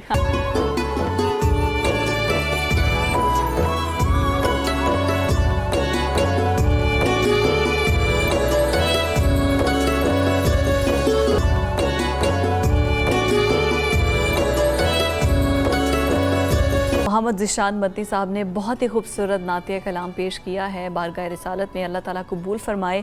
और हम लोग जो रोज़ाना ये ट्रांसमिशन लेकर आते हैं, इसमें हमारे उलमा कराम हमारे साथ मौजूद होते हैं, तो अल्लाह ताला हमें भी इसका अजर दे, हमारी दुआओं को भी कबूल फरमाए और हमारे गुनाहों को भी मुआफ़ फरमाए। मैं अपने उलमा कराम के तारुफ़ की जानिब चलती हूँ। आज का हमारा जो टॉपिक होगा वो होगा दुआ। दुआ के फ़ज़ाइल, दुआ की फ़जीलत के कितनी ज़्यादा अल्लाह ताला ने हमें ताकीद की है कि हम अपने लिए, अपने मुसलमान भाइयों के लिए, अपने मुल्क के लिए हम दुआ मांगे। और दुआ किस तरह से कबूल होनी चाहिए है, क्या तरीक़ाकार होना चाहिए हमारा कि हमारी दुआ में कबूलियत जो है वो ज़्यादा हो जाए, जिसको ज़्यादा करीब महबूब अल्लाह ताला हमारे करीब होकर हमारी दुआ को सुने। खुशू कैसे पैदा कर सकते हैं और दुआ की अहमियत कितनी ज़्यादा है, तो इसके लिए आज दो जय्यद उलमा कराम हमारी इस ट्रांसमिशन में मौजूद हैं। बिल्कुल, मैं उनके तारुफ़ की जानिब जाती हूँ। मौलाना करामत अब्बास हैदी साहब हमारे साथ मौजूद होंगे। अल्लामा साहब, बहुत शुक्रिया आपके वक्त के लिए। और हफीज़ुल्लाह बलोच साहब पहले भी हमारी ट्रांसमिशन में मौजूद रहे हैं, उनको फिर से वेलकम करते हैं। बहुत शुक्रिया आप दोनों का ही। मैं अल्लामा साहब आपकी तरफ आती हूँ। आगाज़ दुआ मांगने का, पहले तो दुआ की फ़जीलत कि अल्लाह ताला ने कितनी ज़ोर दिया है हमें दुआ मांगने के लिए। और वाकई में हमें कोई भी मुश्किल आती है, ज़रा सा भी कोई मुश्किल आती है, सबसे पहले कोई गुनाहगार है, कोई बहुत ज़्यादा नेक है, वो सबसे पहले अल्लाह ताला को याद करता है और दुआ मांगता है कि या अल्लाह मेरी ये मुश्किल आसान कर दे। हम सबसे पहले अल्लाह ताला को घबरा कर याद करते हैं। बिस्मिल्लाहिर्रहमानिर्रहीम। तमाम हम्द वस्वाक अल्लाह की जो आलमीन का रब है। लाखों दुरुद सरकार मोहम्मद मुस्तफ़ा सल्लल्लाहु अलैहि वसल्लम पर और आपकी आले पाक पर। मैं ये समझता हूँ कि बहुत ही अहम, खूबसूरत और ईमान अफरोज़ उन्वान का इंतखाब किया आपने। पूरा रमज़ान मुबारक चूँकि अब अलविदाई के करीब है, हम आखिरी अशरे में जा रहे हैं, तो रमज़ान मुबारक की जो रूह है समझ लीजिए वो दुआ है। दुआ के बगैर हम नामुकम्मिल थे, नामुकम्मिल हैं, नामुकम्मिल रहेंगे। दुआ मोमिन का वो कला है कि जिसके बगैर वो हिफाजत में नहीं है। तमाम अम्बिया मासबक की कुरान मजीद में हमें दुआएं मिलती हैं। जनाब आदम अलैहिस्सलाम दुआ मांगते नज़र आते हैं, जनाब नूह अलैहिस्सलाम मांगते, जनाब इब्राहीम अलैहिस्सलाम हाथों पे पत्थर बुलंद करके कह रहे रब्बना तक़ब्बल मिन्ना इन्नका अंतस समीउल अलीम, ऐ मेरे अल्लाह अपनी बारगाह में मेरी इस सही को अपनी बारगाह में कबूल फरमा। इसी तरह सूरह ताहा में जनाब मूसा अलैहिस्सलाम नज़र आते, रब्बि शरह ली सदरी यस्सिर ली अमरी वहलुल उक़दतम मिन लिसानी यफ़क़हू क़ौली, ऐ अल्लाह मेरे सीने के को खोल दे, नशर कर, मेरे इल्म में इजाफ़ा फरमा, मेरे सीने को नशर कर दे और मेरे काम को आसान फरमा, मेरी ज़ुबान के गिरा को खोल दे। फिर सूरह बनी इसराइल की एक आयत है कि जिसमें मेरे नबी पाक सल्लल्लाहु अलैहि वसल्लम फरमा रहे वजअल लदुनका मिन सुल्तान नसीरा, ऐ अल्लाह मुझे अपनी बारगाह से सुल्तान नसीर अता फरमा। यानी अगर चूँकि दामने वक्त को भी मद्देनज़र रखना होता है, कितने अम्बिया मा सबक हैं कुरान मजीद में, मेरा ख्याल है मुझ जैसे तालिब इल्म को शायद इल्म ही ना हो कि कितनी दुआएँ हैं जो अम्बिया मा सबक ने अपने पाक अल्लाह। और दुआ की फजीलत के हवाले से मेरे फाजिल भाई जनाब हफीज़ बलोच साहब माशाल्लाह बड़ा मलका रखते हैं गुफ्तगू पर, अल्लाह ने भी सलामत रखे। हमने चूँकि मोहब्बत से लेके चलना होता है। दुआ के लिए एक और बड़ी अहम बात है, अल्लाह से कलाम करने के तरीके को दुआ कहते हैं। यानी एक आम बंदा अपने अल्लाह से कैसे हम कलाम हो, तो उस पाकीज़ा वसीले का नाम दुआ है। मेरी वगरना क्या जुर्रत कि मैं अपने अल्लाह से हम कलाम हो सकूँ, मेरी हैसियत ही कोई नहीं है कि मैं अपने अल्लाह की ज़ात से हम कलाम हो सकूँ। वाहिद वो दुआ का वसीला है कि मैं अपने गुनहगार हाथ उस अला कुल्ल शैइन कदीर की बारगाह में फैला कर कहते हैं, ऐ मेरे पालने वाले, ऐ मेरे रब्बे मालिक, ऐ मेरे पाक अल्लाह, मेरी इस दुआ को कबूल फरमा। तो इस सूरत में मैं अपने अल्लाह से हम कलाम हो रहा होता हूँ, तो वो हसीन वसीला है दुआ। बल्कि मुझे जनाब अली अलैहिस्सलाम का यहाँ पर इरशाद पाक याद आ गया। आपने साहबा इकराम रज़वानुल्लाह अजमाइन, मेरे नबी के मुकद्दम मुक़द्दस मुअज़्ज़ज़ साहबा इकराम रज़वानुल्लाह अजमाइन तशरीफ़ फरमा थे ज़माने रसूल के। तो मौला अली अलैहिस्सलाम ने फरमाया कि कुरान और नमाज, जानते उसका मकसद क्या है? अगर साहबा इकराम जानते भी होते थे तो अदब का बलोच साहब करीना ये होता था कि वो खुद नहीं कह देते थे कि हाँ, उन्होंने लाइल्मी का इजहार फरमाया। वो चाहते थे कि अना मदीनतुल इल्म व अलीजुन बाबुहा की जुबान से ये बात है। तो मेरे मौला फरमाते कि जब मुझ अली का दिल चाहता है, जब मुझ अली का दिल चाहता है कि मैं अपने अल्लाह से बात करूं, तो मैं नमाज पढ़ता हूं, मैं दुआ करता हूं। और जब मेरा दिल चाहता है कि अल्लाह मुझसे बात करे तो मैं कुरान को पढ़ता हूं। यानी कुरान है अल्लाह का बंदों से कलाम करने का हसीन वसीला, और दुआ है बंदे का अपने अल्लाह से हम कलाम होने का हसी। इससे तो यानी ये जाहिर हो गया कि जो काम जो फेल नबी करता है वो माज़अल्लाह मुहमिल नहीं होता, और वो अल्लाह के हुक्म से ही होता है। अगर अम्बिया मासबक ने दुआएं मांगी हैं तो फिर सोचें हमें कितनी ज़रूरत है। हाँ। जबकि हम ख़ताकार भी हैं, हम गुनहगार भी हैं, हम अपने अल्लाह के अहकाम से बगावत करने वाले भी हैं, हम में पता नहीं किस किन गुनाहों में। साहब बहुत खूबसूरत आपने गुफ्तगू की, इसी को मैं आगे लेके बढ़ूँगा। बलोच साहब सर, दुआ चूँकि हमारा मौजू है तो अक्सर हम ये भी देखते हैं कि हम कोई मुश्किल आन पड़ी है, दुनिया के जितने दर हैं पहले हम उनको खटखटाते हैं। जो भी आपके लोग होते हैं आसपास के ताकतवर लोग, किसी की सिफारिश करवाने की कोशिश करते हैं, किसी के ज़रिए अर्ज़ी लेकर जाते हैं, जहाँ पे पैसा चलता है रिश्वत अपना काम करवाने की कोशिश करते हैं। फिर एंड पे हम आखिर में हाथ उठाते हैं कि अल्लाह अब तेरे ऊपर ही है, तूने ही करना है। तो ज़रा इस पर भी रोशनी डालिएगा, दुआ का तरीक़ाकार क्या है? तमाम जगहों से घूम कर आके भी अल्लाह को याद तो किसी भी वक्त कर सकते हैं, इस तरतीब पर भी ज़रा नज़र रोशनी डालिएगा। बिस्मिल्लाहिर्रहमानिर्रहीम नहमदुहु व नुसल्ली अला रसूलिहिल करीम अम्मा बाद। अल्लाह ताला ने कुरान मजीद में फ़रमाया है, वक़ाल रब्बुकुम उदऊनी अस्तजिब लकुम इन्नल्लज़ीना यस्तकबिरूना अन इबादती सयदखुलूना जहन्नम दाखिरीन। तुम्हारा रब ये कहता है कि मुझे पुकारो, अस्तजिब लकुम, मैं तुम्हारी दुआओं को कबूल करूँगा। इन्नल्लज़ीना यस्तकबिरूना अन इबादती, वो लोग कि जो मेरी इबादत पर तकब्बुर करते हैं। अल्लाह। अच्छा, अब ये बड़ा नोट करने वाला नुक्ता है कि वो लोग जो मेरी इबादत में तकब्बुर करते हैं, इससे क्या मुराद है? बज़ाहिर तो कोई इबादत की ही नहीं। जो बंदा इबादत कर रहा है तो इसका मतलब तकब्बुर तो नहीं कर रहा ना। बिल्कुल। मगर यहाँ आगे क्या फरमाया है, यस्तकबिरून अन इबादती सयदखुलूना जहन्नम दाखिरीन। इबादत क्या है? इबादत यह है कि मुझसे जब नहीं मांगा जाता तो ये उसका तकब्बुर है। वाह। यही तकब्बुर है कि वो कहता क्या कहता है, इन्नहु गनीयुन अनिल्लाह लस्तु मुहताजिन, कि वो अल्लाह से बरी ज़िम्मा है, अल्लाह से गनी है, उसे अल्लाह की ज़रूरत ही नहीं है। लस्तु मुहताजिन, वो किसी चीज़ का मोहताज ही नहीं है। तो सबसे बड़ा ये तकब्बुर है। अल्लाह ने आगे एंड पर, इस आयत के एंड पर जो एक लफ्ज़ के अंदर जो फाइंडिंग दी है इस पूरे मौजू की, वो कमाल की है, सयदखुलून जहन्नम दाखिरीन। ये जो तकब्बर करता था, तकब्बर का माना है बड़ाई, गरूर करना, और एंड पर अल्लाह ताला कहता है जो मुझसे नहीं मांगता, सयदखुलून जहन्नम दाखिरीन, वो बड़ा बनता था ना, अब मैं उसे छोटा करके जलील करके जहन्नम में डालूंगा। अल्लाह बड़ा करके नहीं, वो भी छोटा करके, जलील व ख्वार करके, सागिरीन, मैं उसे जहन्नम में डालूंगा। असल बात यह है कि हदीस में आता है कि दुआ हुवल इबादत, दुआ ही इबादत है। दुआ मुखल इबादत, दुआ जो है वो तमाम इबादत का मगज़ है। अल्लाह ने अपने बंदों के ऊपर कई इबादत जो है फ़र्ज़ किए, नमाज है, रोज़ा है, ज़कात है, हज है, सदक़ात है, मगर फरमाया कि इन तमाम इबादत का जो असल निचोड़ है, जो सीरम है, जो रूह है, हुवल इबादा, वो दुआ है। और वो मुख्ल इबादा कहा गया कि वो मगज़ है दुआओं का, तमाम इबादत का मगज़। इंसान का पूरा जिस्म सही सलामत हो, अगर खोपड़ी में उसका मगज़ सही नहीं है तो उसे लोग पागल कहेंगे, दीवाना कहेंगे। अब इसी तरह वो सारी इबादत बेकार हैं अगर उनके अंदर अल्लाह से मांगा नहीं। इबादत नाम ही अल्लाह से मांगने का है। और अब देखें मज़े की बात, दुआ मोमन के लिए, मुसलमान के लिए, मगर काफिर भी दुआ मांगे तो कबूल होती है। सुभान अल्लाह, काफिर भी अल्लाह की मांगे। शान है। हदीस में आता है कुफार का, कुरान मजीद में अल्लाह ने तज़किरा किया है कि जब वो कश्ती में होते हैं और कश्ती भंवर में फंस जाती है, दावुल्लाह मुखलिसीन लहुद्दीन, वो अल्लाह को खालिस दिल के साथ पुकारते हैं।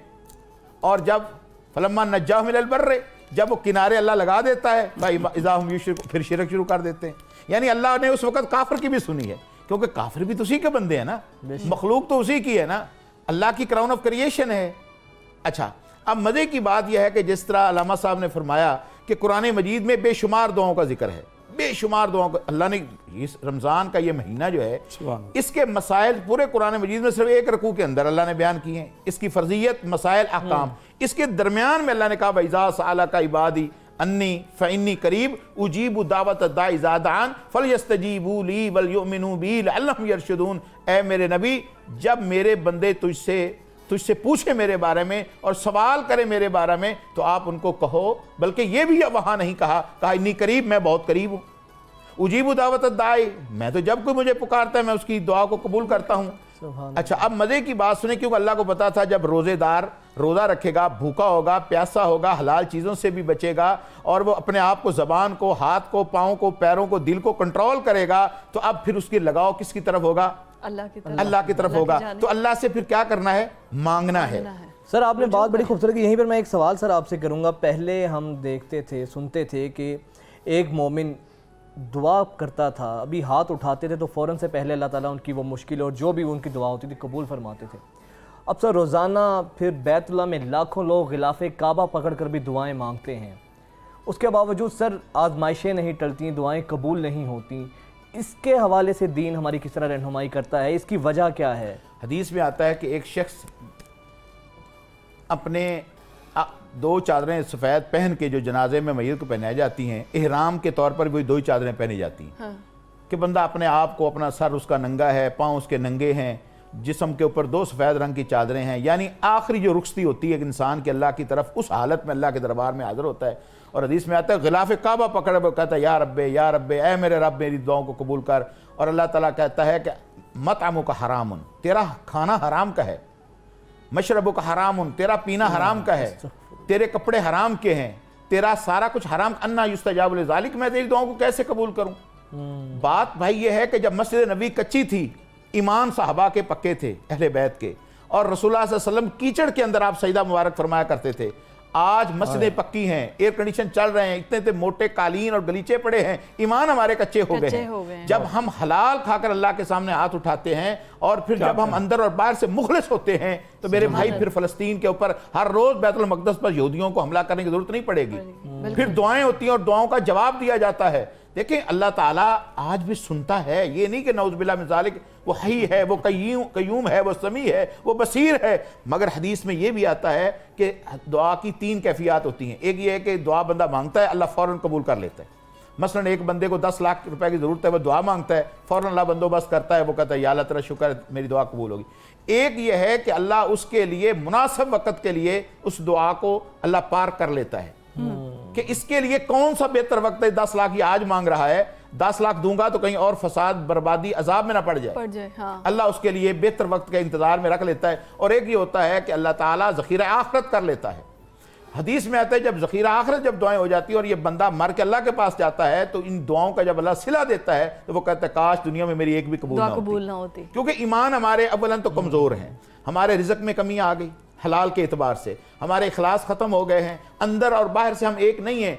मज़े की बात आपसे अर्ज़ करूँ वजाहत भाई, जब बंदा खालिस अल्लाह से मांगता है और हलाल खा के जो है मांगता है, इखलास के साथ पूरी तवज्जो के साथ मांगता है, फिर उसे एक लफ्ज़ अगर ज़बान से निकलता है अल्लाह कबूल करता है। हदीस में आता है नबी अलैहिस्सलातु वस्सलाम के पास एक सहाबी आया, उसने कहा या रसूलल्लाह मेरा बेटा गुम हो गया है और मुझे ख़तरा है कि उसे डाकू उठाकर ले गए हैं, दुआ फरमाएं मेरे लिए, हल बताएं। आपने फरमाया कि आप ला हौल वला कुव्वत इल्ला बिल्लाह पढ़ो। कहा मेरी बीवी मुझसे भी ज़्यादा परेशान है, ज़ाहिर माँ है, तो फरमाया कि उसको भी कहो कि ये दुआ पढ़े, अगर तेरा बेटा जिंदा है, कायनात में धरती में जिंदा है तो वापस ज़रूर आएगा। वो गया, उसने जाकर कहा कि मैं नबी इस्लाम के पास गया, मैंने अपने बेटे की गुमशुदगी की खबर दी, आपने ये हल बताया है, दुआ मांगो। उसने ला हौल वला कुव्वत इल्ला बिल्लाह पढ़ना शुरू किया। हदीस में आता है कुछ दिनों के बाद वो बच्चा वापस आया, 4000 बकरियां साथ लेकर आया। जब उससे पूछा गया कि तू कहाँ गया था, कैसे आया, इतना माल कहाँ से लाया, उसने कहा मुझे डाकू उठाकर ले गए थे। वो बड़ी दूर एक वादी में रहते हैं और बहुत उनके पास माल है और वो हमसे माल चरवाया करते थे और चौकियां लगाई हुई थी और वो पहरा देते थे, किसी को निकलने नहीं देते थे। एक दिन जो है मैं बकरियां चरा रहा था, क्या देखा कि जिस चौकी के करीब मैं बकरियां चरा रहा था वो लोग काफिल तो सोए हुए थे। मैं बकरियां हाँकता हाँकता आगे निकलता आया, यहाँ तक कि काफ़ी दूर निकल आया और चलते चलते मैं मदीने में आ गया और आज जो है मैं यहाँ तक पहुँच गया। अब वो भागा भागा साहबी नबी इस्लाम के पास गए, या रसूलल्लाह आपने जो हल बताया था, हमने ला हौल वला कुव्वत इल्ला बिल्लाह पढ़ते रहे और बेटा आ गया है, 4000 बकरियां लेकर आया है, या रसूलल्लाह इसको बैतुल माल में जमा करवा दें। फरमाया नहीं, बेटा भी तेरा है, जान भी तेरी है, माल भी तेरा है, इसमें कोई हम हिस्सा नहीं लेंगे। अब वो वक्त, जिस वक्त वो गाफिल हुए, उस वक्त जब माँ ने इधर से ला हौल वला कुव्वत इल्ला बिल्लाह पढ़ना शुरू किया, अल्लाह ने उसका मखरज वहां से रास्ता निकलने का बना दिया। ये क्या मांगा, क्या था उसने, ला हौला वला कुव्वत इल्ला बिल्लाह, एक दुआ मांगी। इतने अल्फाज जब निकलते थे तो अल्लाह दुआओं को कबूल करता था, फौरन नताइज भी आते थे। हमारे अंदर रिज़्क़ की कमजोरी है, हलाल के एतबार से इखलास में कमी है, अमाल भी तो होने चाहिए, अमाल कमजोर है, अमाल हमारे अच्छे होंगे तो फिर दुआएं भी हमारी कबूल होंगी। और ऐसा हो ही नहीं सकता कि जो 70 माओं से ज्यादा प्यार करता है वो हमारी दुआ क्यों ना सुने, वो दुआएं जरूर सुनता है, लेकिन अमाल हमारे अच्छे होने चाहिए। फिर भी अल्लाह ताला हमें इस्तगफार करने की तौफीक दे, हमारे गुनाहों को बख्शे। एक ब्रेक की तरफ अपने जाना है नाज़रीन, गुफ्तगू का सिलसिला यहीं से शुरू करेंगे आफ्टर दिस ब्रेक।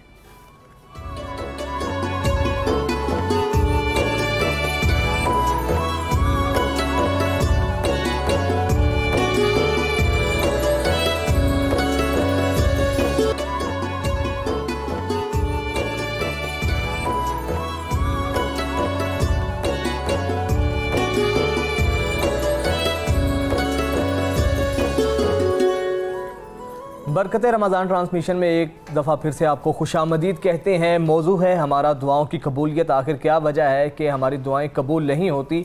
अगर दुआएं हम मांगते भी हैं कबूल नहीं होती तो इसके पीछे हिकमत क्या होती है? अल्लामा साहब, मैं जिस तरह भी हज़रत ने बड़ी खूबसूरत बात की, आपसे मैं दोबारा बात को आगे लेके बढ़ूँगा। वही सवाल के वजह क्या है हमारी, जिस तरह उन्होंने कहा कि दुआओं में कई वजह ऐसी भी है कि हलाल नहीं खाते, बेशुमार ऐसी चीज़ें जो हमारी और अल्लाह के दरमियान रुकावट आ जाती हैं कबूलियत में। मज़ीद क्या ऐसी चीज़ें करनी चाहिए कि जो हमारी दुआ है वो मकबूल हो और अल्लाह अपनी बारगाह में कबूल करे? जहाँ पर मेरे फाजिल भाई ने छोड़ी है बात वही है और बड़ी खूबसूरत बात है। देखिए, नबी पाक सल्लल्लाहु अलैहि वसल्लम की एक हदीस मोहतरम है जो हर मुसलमान को आती है मगर अफसोस अमल नहीं होता।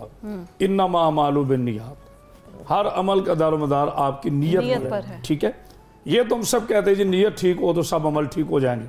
कभी ये सोचा है नीयत कैसे ठीक हो? नीयत ठीक होगी खून के एक्शन और रिएक्शन से, और खून का एक्शन और रिएक्शन किस पर होता है? आपके रिज़्क़ हलाल पर। जब आपने, या आपसे मुराद मुआशरा, मैं, आप, हम सब अपने बच्चों को लुक़मा हराम खिलाएंगे तो खून का अच्छा रिएक्शन कैसे होगा? और जब अच्छा रिएक्शन नहीं होगा तो नीयत कैसे अच्छी होगी?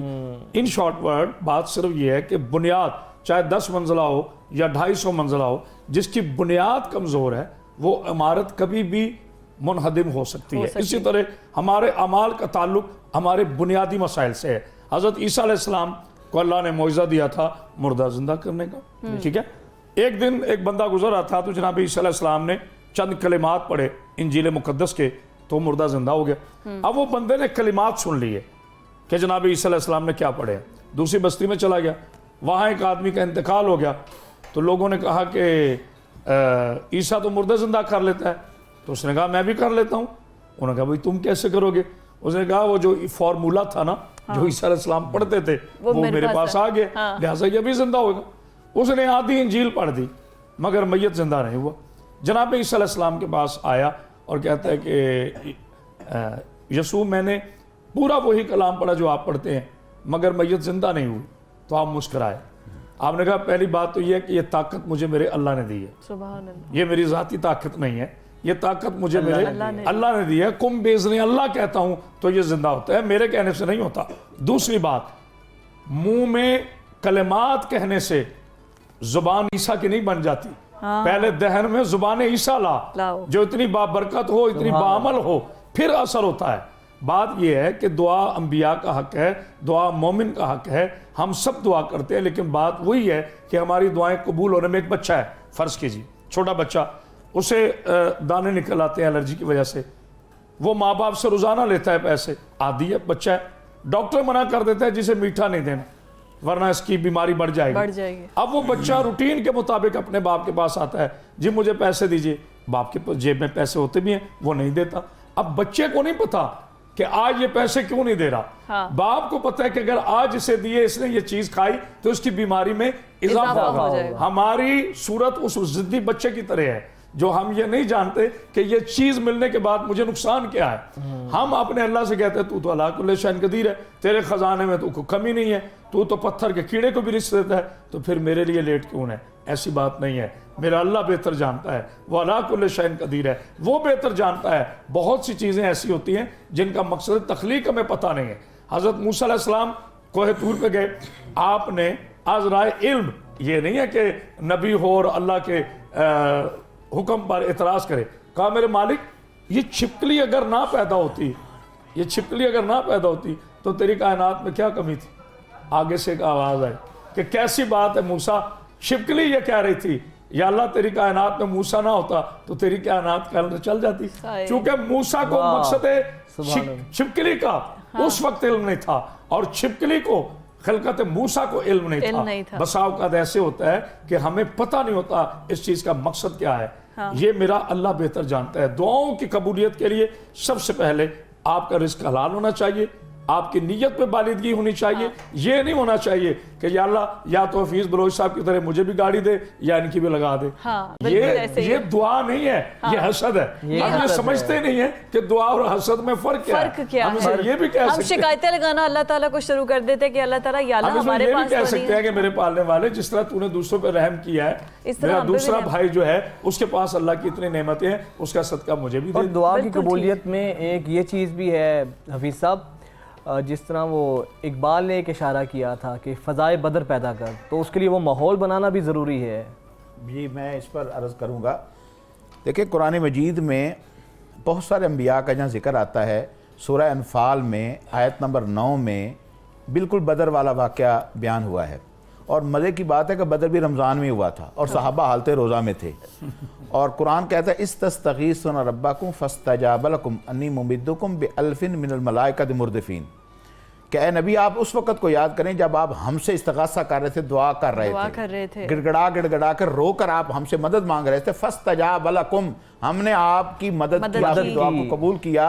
और फिर अल्लाह ताला ने बशारत दी कि हमने आपकी दुआ की कबूलियत के नतीजे में बिअल्फिन मिनल मलाइकति मुर्दिफीन 1000 फरिश्ते मैदान बदर में हमने भेज दिए। हाँ जी। अब नबी ने वहां क्या किया? दुआ की। और यूनुस अलैहिस्सलाम कुरान में आता है वज़न्नून इज़्ज़ाहबा मुग़ाज़िबन फ़ज़न्ना अल्ला नक़दिर अलैहि, जब वो परेशान होकर नाराज़ होकर अपनी कौम से वहाँ से निकल पड़े और कश्ती में सवार हो गए और फिर मछली के पेट में उनको जाना पड़ा। लंबा वाक़या, चूँकि हमारा टाइम इतना है।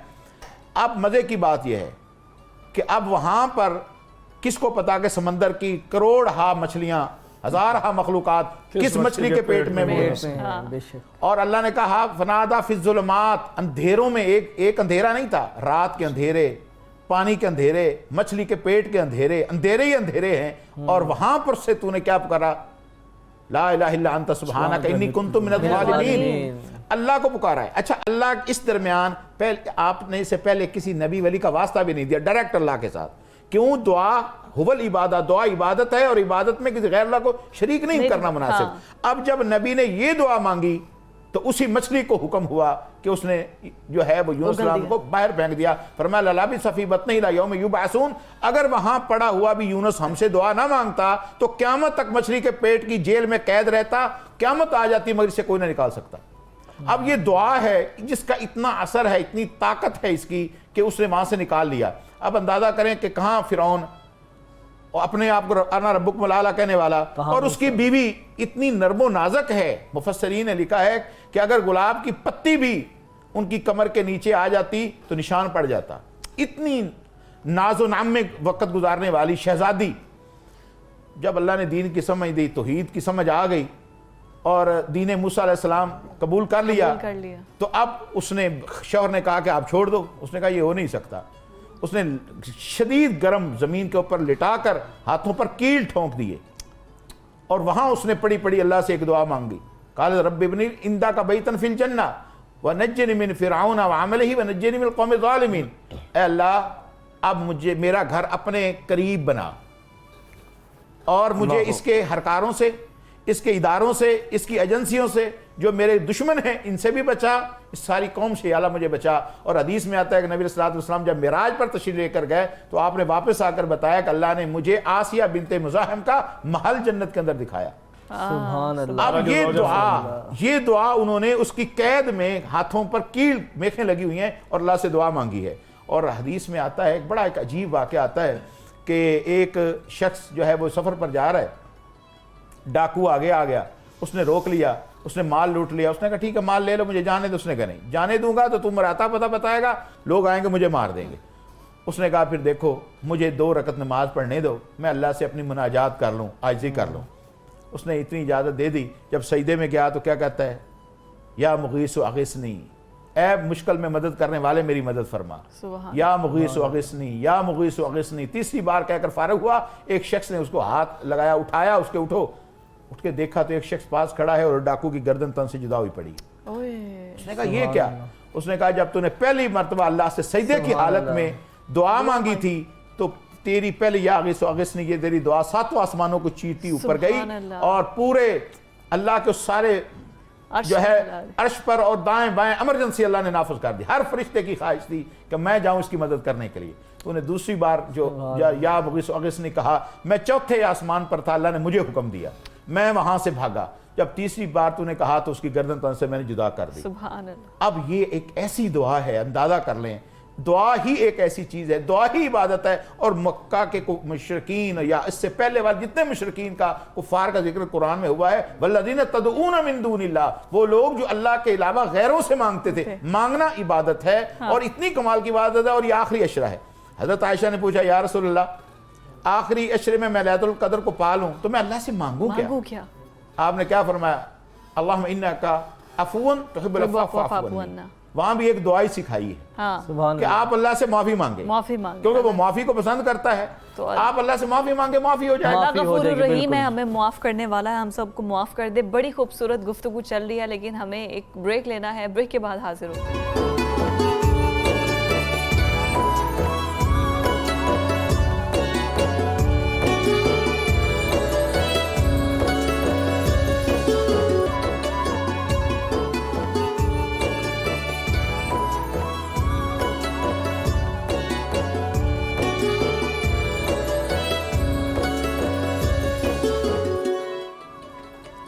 ब्रेक के बाद आपको एक बार फिर से बरकत रमज़ान ट्रांसमिशन में खुशामदीद कहते हैं। दुआ की फजीलत के हवाले से हम गुफ्तगू कर रहे हैं। मैं अलामा साहब आपसे जानना चाहूँगी कि दुआ ख़ास तौर पे हमें अल्लाह ताला से मांगनी चाहिए है। लेकिन हमारे यहाँ पे आम रिवायत है कि हम लोग किसी मज़ार में जाके, किसी शेख साहब के पास जाके उनको कहते हैं हमारे लिए दुआ कर दें, या किसी मज़ार में जाके हाथ उठा लेते हैं और फिर कहते हैं कि शायद इन्हीं से ही हमें मिलना है। तो क्या इस तरह जायज़ है? उनके वसीले से मांगना एक अलग बात है, लेकिन लोग तो सजदा कर देते हैं मज़ारों पर जाकर। मेरा ख्याल है आपके सवाल में जवाब है। हमारे यहाँ बहुत सी चीज़ों में इख्तलाफ राय पाया जाता है, लेकिन अगर अच्छे तरीके से मुस्तनद उलमाए दीन बैठ कर मोहब्बत से बात कर लें तो उसमें कोई मज़ायका नहीं है। देखिए, बेशक अल्लाह कुल्ल शैइन कदीर मेरा अल्लाह है। जो इंसान अल्लाह की मदद का इनकार करता है वो कुफ्र है। ये तो एक पक्का और सच्चे मुसलमान का यही अकीदा होना चाहिए। लेकिन अब आपके सवाल की तरफ आते हैं। जो जाकर अल्लाह के मुकाबले में अल्लाह का अपोजिशन लीडर बनाकर, चाहे वो नबी हो, चाहे वो वली हो, चाहे वो इमाम हो, चाहे वो सहाबा कराम हो, या कोई भी ज़ात हो जो गैरुल्लाह है, अल्लाह के अलावा जो भी गैर है, अगर आप उसे अल्लाह के अपोजिशन समझकर ये अकीदा रख के मदद मांगे कि जी अल्लाह से मांगने की ज़रूरत नहीं, भाई यही काफ़ी है, तो ये भी अकीदा बातिल है। लेकिन ये कह देना कि अल्लाह के सिवा आप किसी गैरुल्लाह का वास्ता नहीं दे सकते, वसीला नहीं दे सकते, तो ये भी फ़लसफ़ा ठीक नहीं है। कुरान में बहुत सी चीज़ें, जब हम सूरह हमद पढ़ते हैं तो उसमें देखिए गैरुल्लाह का तसव्वुर नमाज में नहीं है, लेकिन जब हम पढ़ते हैं नमाज उसमें हम सूरह हमद पढ़ते हैं, अल्हम्दुलिल्लाह रब्बिल आलमीन अर्रहमानिर रहीम मालिक यौमिद्दीन इय्याका नअबुदु व इय्याका नस्तईन इहदिनस सिरातल मुस्तक़ीम सिरातल लज़ीना अनअमता अलैहिम। ए अल्लाह मुझे लोगों के रास्ते पर चला या कायम रख। आपने अपने तर्जमे, अब हम पढ़ तो नमाज रहे हैं लेकिन उसमें लोगों का रास्ता मांग रहे हैं, तो ये लोग तो गैरुल्लाह ही है ना।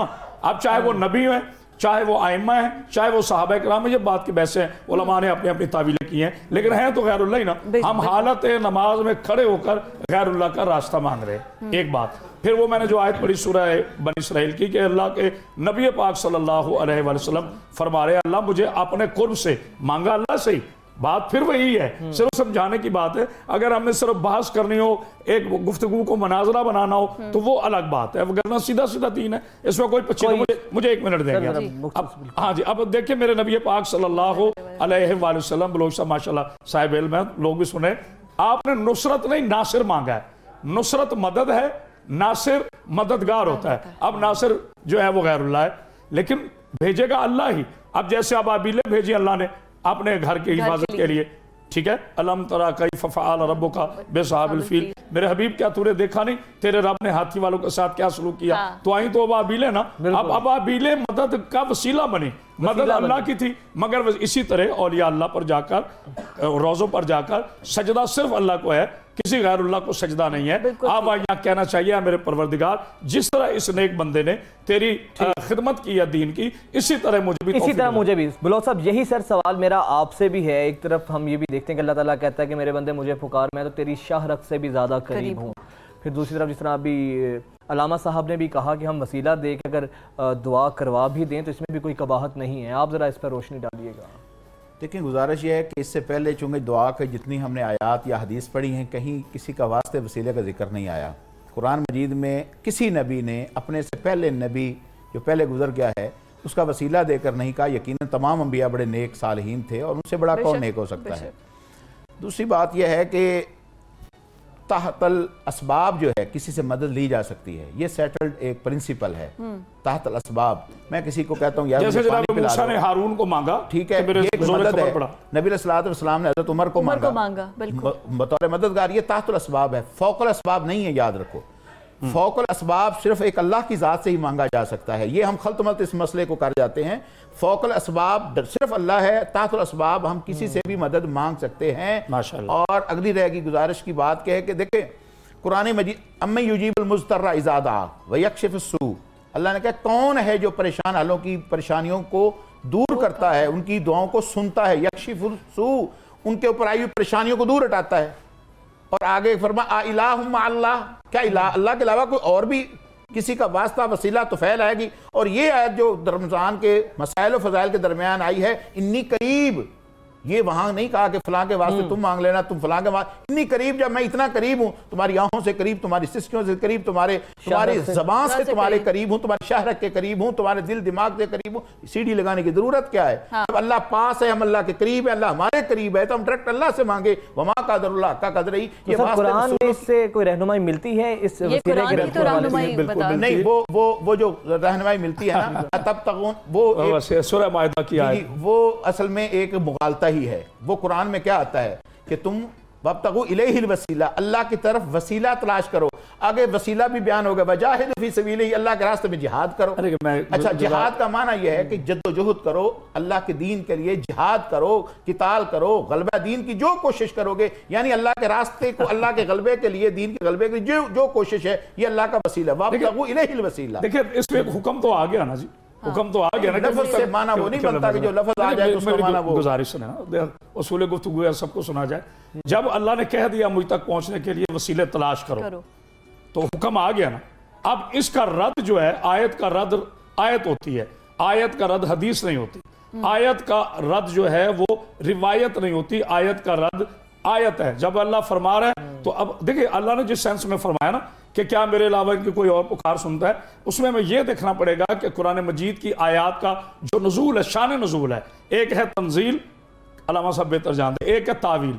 तंजील कहते हैं किसी मौके पर किसी आयत का उतरना या सूरे का उतरना, उसे कहते हैं तंजील कुरान। तावील कुरान ये है कि उसके मानवी बताना, जैसे कुरान ने फरमाया फासअलू अहल ज़िक्र इन कुंतुम ला तालमून, अहले ज़िक्र से सवाल करो अगर तुम जाहिल हो, तुम नहीं जानते तो उनसे पूछो जो जानते हैं। ठीक है सर, बहुत सर लास्ट कोई कमेंट करना चाह रहे हैं क्योंकि हमें क्लोजिंग की जानी बढ़ना है, तो प्लीज 1 मिनट के रिमाइंडर कीजिएगा। ये वब्तगू इलैहिल वसीला आ गया, आगे वजह, आगे साथ जवाब उसी आयत में ही आ गया, किसी और आयत की कोई इनकार नहीं है कि दूसरी बात यह है, नबी का मैंने कहा इस्तस्तगीसून रब्बकुम फस्तजाब लकुम, कोई वसीला नहीं।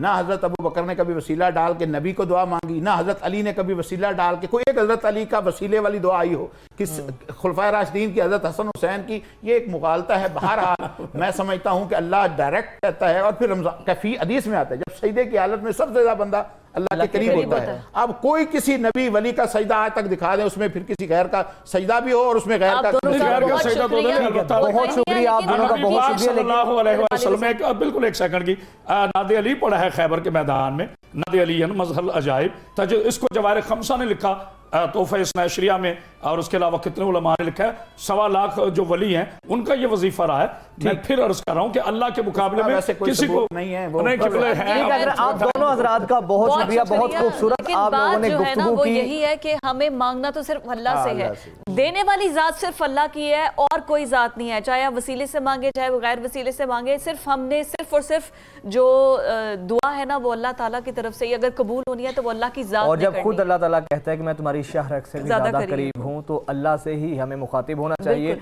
और वो ही दिलों के हाल जानता है। बेशक बेशक। और अब ब्रेक पे जाने से पहले मैं गुजारिश करूंगा, हमारे हाफिज आमिर साहब मारूफ नातखा हैं, वो मौजूद हैं।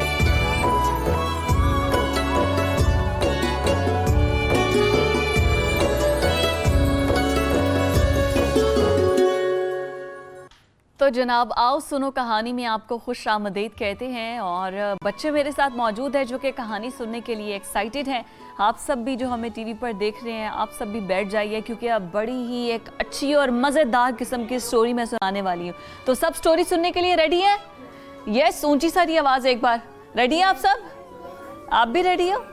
बस आपने गौर से सुननी है आज की स्टोरी। आज की स्टोरी है, एक है किसान और एक था चोर। किसान और चोर, चोरी करना तो गुनाह है ना, सबको पता है ना चोरी करना कितनी बुरी बात है, गलत बात है ना। आप तो नहीं अपने भाई की चीज़ें चोरी करके खाते? नहीं, ऐसा तो नहीं करते।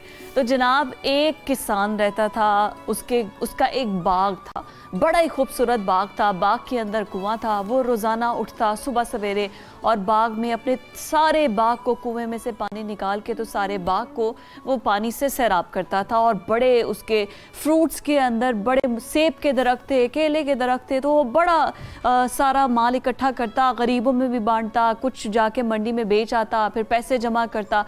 तो वो बड़ा खुशहाल था। तो हुआ ये कि 1 साल तो पानी नहीं, बारिश ही नहीं हुई। जब बारिश नहीं हुई तो पानी जो सा था वो कम रह गया कुएं के अंदर, तो कुएं के नीचे ना पानी नीचे जाता जा रहा था। तो किसान ने कहा मैं तो बड़ा मुश्किल में आ गया हूँ, मैं अकेला बंदा हूँ, मैं किस तरह कुएं में से पानी निकाल के और अपने बागों में सबको जो है वो पानी दूँ, दरख्तों को। बड़ा परेशान सा हो गया। तो उसने अल्लाह ताला से कहा, अल्लाह ताला जी को मेरे लिए आसानी पैदा करो, मैं तो आपका अच्छा नेक बंदा हूँ, मैंने कभी कोई गलत काम भी नहीं किया है, तो देखो मेरे पानी जो है मैं बाग को नहीं दे सकता। तो वो दीवार के साथ ना टेक लगा के दुआएं मांग रहा था और दीवार के साथ टेक लगा के बैठ गया। जब वो अल्लाह ताला से दुआ मांग रहा था ना, तो उस दौरान हुआ ये कि एक तरफ दीवार के किसान बैठा था, दूसरी तरफ दीवार के 2 चोर बैठे हुए थे। 2 चोर बैठे गुफ्तगू कर रहे थे। किसान, अब उन्हें नहीं पता कि किसान उस तरफ बैठा है और उनकी गुफ्तगू सुन रहा है।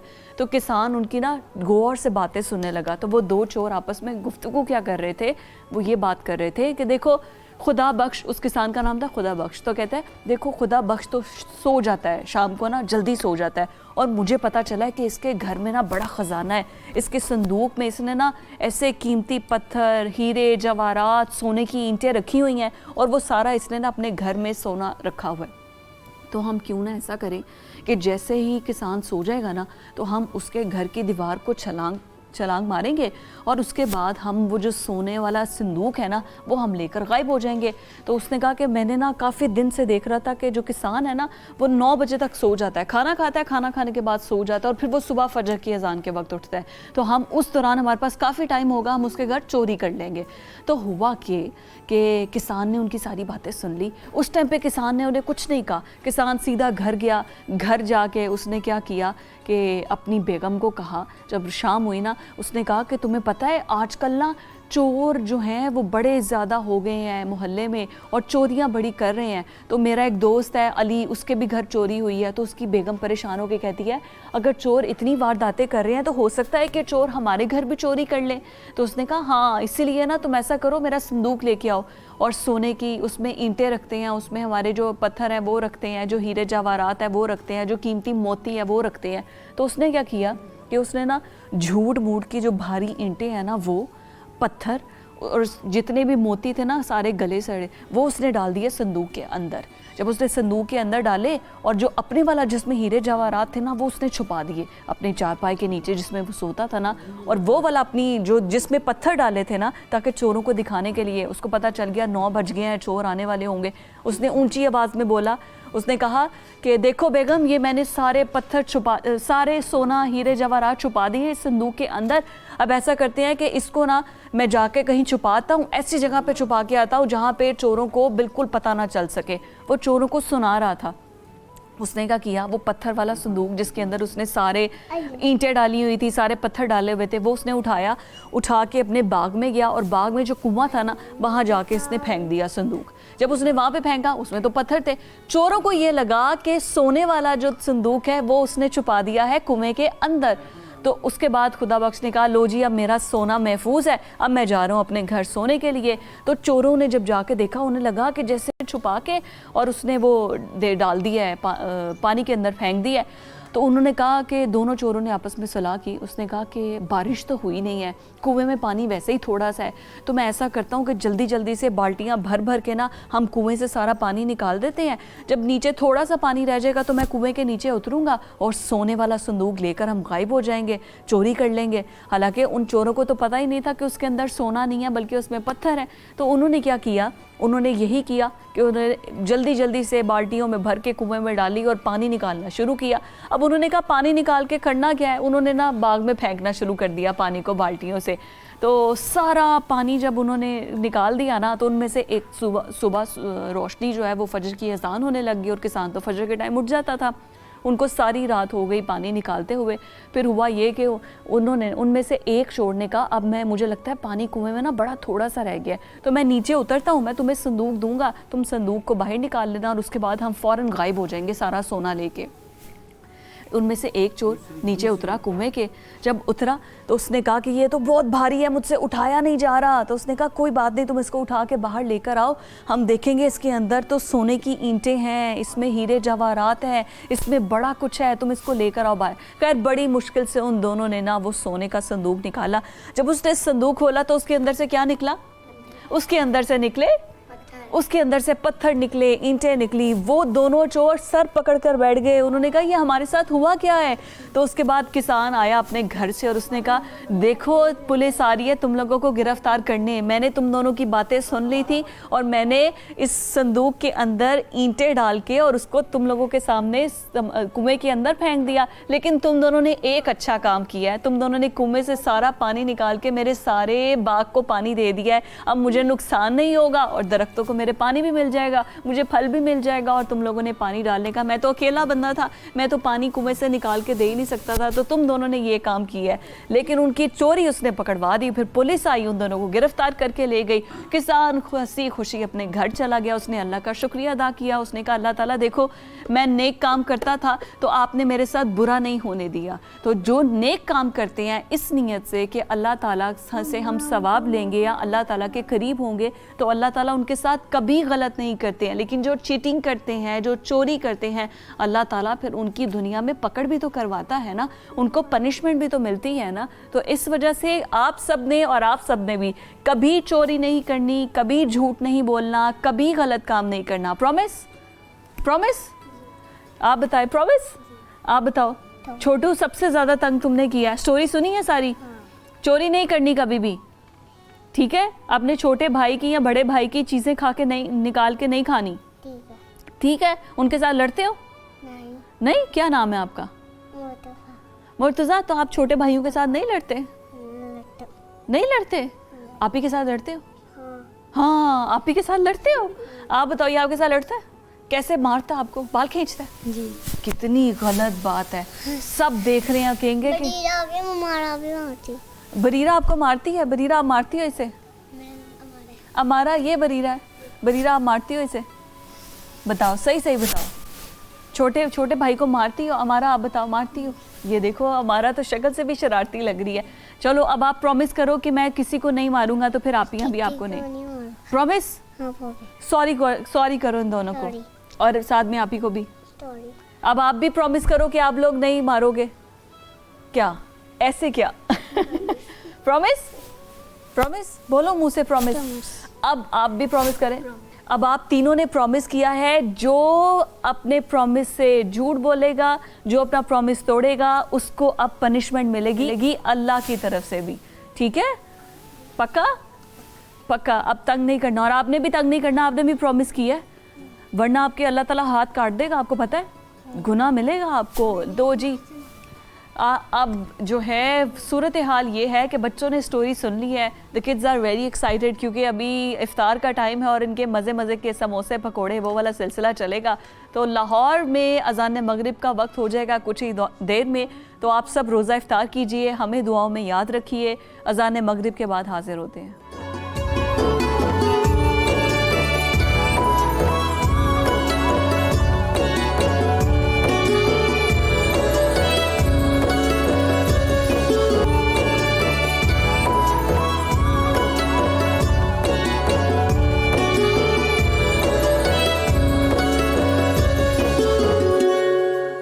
अमीर सब्तगीन बहुत रहम दिल और नेक इंसान था, जिसने अपनी लगन और मेहनत से आला मकाम हासिल किया। अमीर सब्तगीन की शादी अल्पतगीन की बेटी से हुई। अल्पतगीन ने 351 हिजरी में गजनी की आज़ाद हुकूमत का ऐलान किया था। अल्पतगीन का दामाद सब्तगीन शुजात और दानिशमंदी की रोशन मिसाल था। 365 हिजरी में अल्पतगीन का इंतकाल हुआ तो उसकी 14 साला हुकूमत ख़त्म हो गई। फिर उसका बेटा अबू इसहाक तख्त नशीन हुआ। अबू इसहाक की कोई औलाद नहीं थी, वो भी 367 हिजरी को फोत हुआ तो उमरा के मशवरे से सब्तगीन को गजनी के तख्त पर बिठा दिया गया। मुहर्रम 357 हिजरी को सब्तगीन के यहाँ एक बेटा हुआ जिसका नाम महमूद रखा गया। महमूद की पैदाइश के बाद सब्तगीन की फतूहात का ना रुकने वाला सिलसिला शुरू हो गया। 387 हिजरी को अमीर सब्तगीन का इंतकाल हुआ तो उसके 3 बेटे इस्माइल, नसर और महमूद थे। इस्माइल ने गजनी की हुकूमत संभाली तो महमूद किसी मुहिम पर था, जबकि सब्तगीन का असल जानशीन और गजनी के तख्त का असल वारिस महमूद था। उसने वापस आकर गजनी का तख्त संभाला और आखिर 388 हिजरी को महमूद गजनी की सल्तनत के तख्त पर बैठ गया। महमूद अब सुल्तान महमूद गजनवी था। सुल्तान महमूद गजनवी ने दुश्मन पर कई ज़ोरदार हमले किए, कई मरतबा पसपाई होने के बावजूद फतह भी हासिल की। सुल्तान महमूद गजनवी ने अपने बुलंद हौसले और नेक बसीरत से इस्लाम का झंडा हमेशा बुलंद किया। आज से लगभग 1 साल कबल महमूद गजनवी ने सोमनाथ पर हमला किया, वहां पर मंदिर को तबाह किया और वहां से मिलने वाले माल इसबाब को समेटकर वो वापस अपने वतन को लौट गए। उस एक हमले ने बर्रे सगीर पाक व हिंद की तारीख पर अनगिनत नकूश छोड़े हैं।